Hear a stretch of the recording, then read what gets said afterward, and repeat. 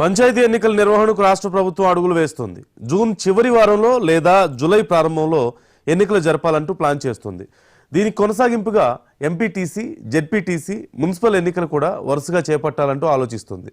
గ్రామ పంచాయతీలకు సంబంధించిన కొన్ని పెండింగ్ బిల్లులను తాజాగా క్లియర్ చేయడం, మరికొన్నింటిని త్వరలోనే క్లియర్ చేసేందుకు ఏర్పాట్లు చేస్తుండడం, జూన్ 2 నుంచి రాజీవ్ యువ వికాసం స్కీమ్ను ప్రారంభిస్తుండడం, అదే నెలలో వీలైనంత మందికి రేషన్ కార్డులు పంపిణీ చేయాలంటూ నిర్ణయించడం వంటి చర్యలన్నీ ఎన్నికల సన్నాహాల్లో భాగమేనన్న ప్రచారం జరుగుతోంది. మరోవైపు ఇప్పటికే జిల్లాల పర్యటనలు కొనసాగిస్తున్న సీఎం రేవంత్ రెడ్డి నియోజకవర్గాల వారీగా ఎమ్మెల్యేలతో 1-to-1 మాట్లాడుతున్నారు. ఇది కూడా ఎన్నికల సన్నద్ధతలోనే భాగం అంటూ రాజకీయ అధికార వర్గాల్లో చర్చ జరుగుతుంది.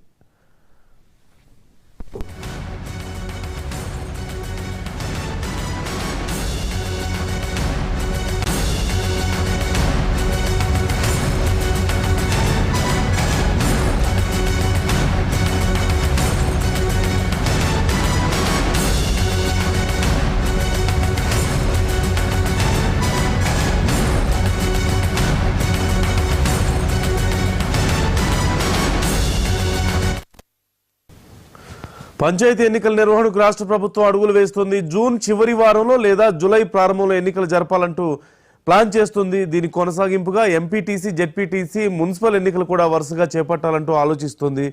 గ్రామ పంచాయతీలకు సంబంధించిన కొన్ని పెండింగ్ బిల్లులను తాజాగా క్లియర్ చేయడం, మరికొన్నింటిని త్వరలో క్లియర్ చేసేందుకు ఏర్పాట్లు చేస్తుండడం, మరోవైపు సీఎం రేవంత్ రెడ్డి వరుస భేటీలు ఇవన్నీ చూస్తున్న నేపథ్యంలో ఇప్పటికే ఇటు ప్రభుత్వం అలాగే ముఖ్యంగా కాంగ్రెస్ ఎన్నికలకు సంసిద్ధం అవుతుంది అనేటువంటి పరిస్థితి మనకు కనిపిస్తుంది. పూర్తి సమాచారం మా తెలంగాణ బ్యూరో చీఫ్ సుధాకర్ అడిగి తెలుసుకుందాం. సుధాకర్, డీటెయిల్స్ ఏంటి? ఓవైపు రేవంత్ రెడ్డి గారు చకచక పనులు చేసుకుంటూ వెళ్ళిపోతున్నారు, అలాగే కీలకమైనటువంటి అంశాలను ఎప్పటికప్పుడు ఆయన పర్యవేక్షిస్తున్నట్లుగా తెలుస్తుంది. డీటెయిల్స్ ఏంటి? ఎన్నికలకు సంసిద్ధం అవుతున్నట్లేనా? ఇంకా షెడ్యూల్ ఎప్పుడు వచ్చే అవకాశం ఉంది? నందు, స్థానిక సంస్థల ఎన్నికలు తెలంగాణలో చాలా సుదీర్ఘంగా జరగాల్సింది. ఎందుకంటే స్థానిక సంస్థల గడువు ముగిసి ప్రజాప్రతినిధులందరూ కూడా వైదొలిగి ప్రత్యేక అధికారుల పరిపాలన ప్రస్తుతం తెలంగాణ రాష్ట్రంలో కొనసాగుతుంది. గ్రామ పంచాయతీలకు కానీ, మండల పరిషత్తులకు కానీ, జిల్లా పరిషత్తులు, మున్సిపాలిటీలు, కార్పొరేషన్లు వీటన్నిటికీ కూడా ప్రత్యేక అధికారుల పాలన ప్రస్తుతం కొనసాగుతుంది. గ్రామ పంచాయతీ ఎన్నికలతో పాటు పరిషత్ ఎన్నికలు, మున్సిపల్ ఎన్నికలు త్వరలో నిర్వహిస్తామంటూ కాంగ్రెస్ ప్రభుత్వం గత కొంతకాలంగా చెప్తూ వస్తుంది.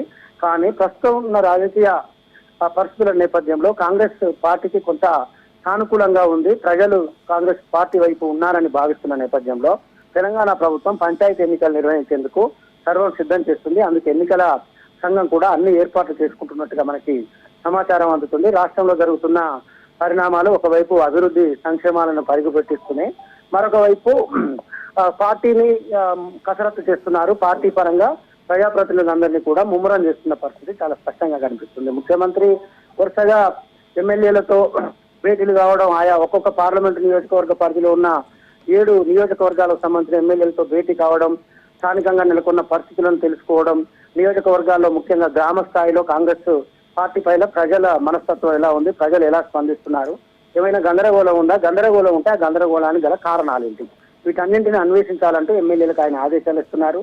అదేవిధంగా జిల్లాల పర్యటన ముఖ్యమంత్రి రేవంత్ రెడ్డి చేస్తున్నారు. పర్యటన చేస్తూ పార్టీ శ్రేణుల్లో ఒక నూతన ఉత్తేజం తీసుకొచ్చే విధంగా ఆయన ప్రయత్నం చేస్తున్నారు. ఎందుకంటే ప్రతిపక్షాలు ఆరోపిస్తున్నట్లు తెలంగాణ రాష్ట్రంలో కాంగ్రెస్ ప్రభుత్వం పైన కొంత వ్యతిరేకత ఉందనే భావన కొన్ని రాజకీయ వర్గాల్లో నెలకొంది. ఆ భావనను తొలగించే ప్రయత్నం ముఖ్యమంత్రి రేవంత్ రెడ్డి చేస్తున్నారు. వీటితో పాటు బీఆర్ఎస్ ప్రభుత్వం ఉన్నప్పటి నుండి కూడా గ్రామ పంచాయతీలకు, ముఖ్యంగా సర్పంచ్లకు పెండింగ్ లో చాలా కోట్లాది రూపాయలు పెండింగ్ బిల్లులు ఉన్నాయి. వాటిని క్లియర్ చేసుకుంటూ ప్రభుత్వం పోతుంది. ఇప్పటికే 153 కోట్ల పెండింగ్ బిల్లులు క్లియర్ చేసింది. మరో 300 కోట్లను కూడా రిలీజ్ చేసేందుకు నిర్ణయం తీసుకుంది. అదేవిధంగా జూన్ 2 తెలంగాణ ఆవిర్భావ దినోత్సవం ఉంది. ఆ రోజు రాజీవ్ యువ వికాసం కింద యువకులందరికీ కూడా చెక్కులు అందించేందుకు, లేకుంటే సర్టిఫికెట్లు అందించేందుకు నిర్ణయం తీసుకున్నారు. అదే నెలలో అంటే జూన్ 2వ తేదీన తెలంగాణ ఆవిర్భావ దినోత్సవం ఉంటే ఆ తర్వాత కొత్త రేషన్ కార్డులు కూడా జారీ చేసేందుకు సిద్ధమవుతున్నారు. ఇక ముఖ్యంగా చూసినట్లయితే బీసీలకు 42% రిజర్వేషన్లు కల్పిస్తూ తెలంగాణ ప్రభుత్వం అసెంబ్లీలో చట్టం చేసి పార్లమెంటుకు పంపింది. పార్లమెంట్ లో ప్రస్తుతం పెండింగ్ లో ఉంది. పార్లమెంట్ లో కూడా 42% రిజర్వేషన్లకు సంబంధించి ఆమోద ముద్ర వేస్తుంది బీజేపీ ప్రభుత్వం. దీనికి ఆమోదిస్తుందనే నమ్మకంతో తెలంగాణ ప్రభుత్వం ఉంది.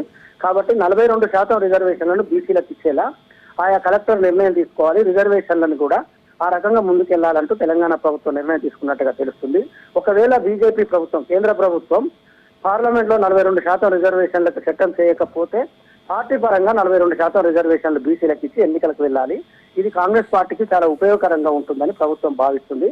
ఇలా పార్టీని సన్నద్ధం చేయడం, ప్రతిపక్షాలను ఇరకాటంలో పెట్టడం, అభివృద్ధి సంక్షేమాలను పరుగులు పెట్టిస్తూ స్థానిక సంస్థల ఎన్నికలకు తెలంగాణ ప్రభుత్వం సన్నద్ధమవుతుంది. నందు రైట్, థ్యాంక్ యూ సుధాకర్.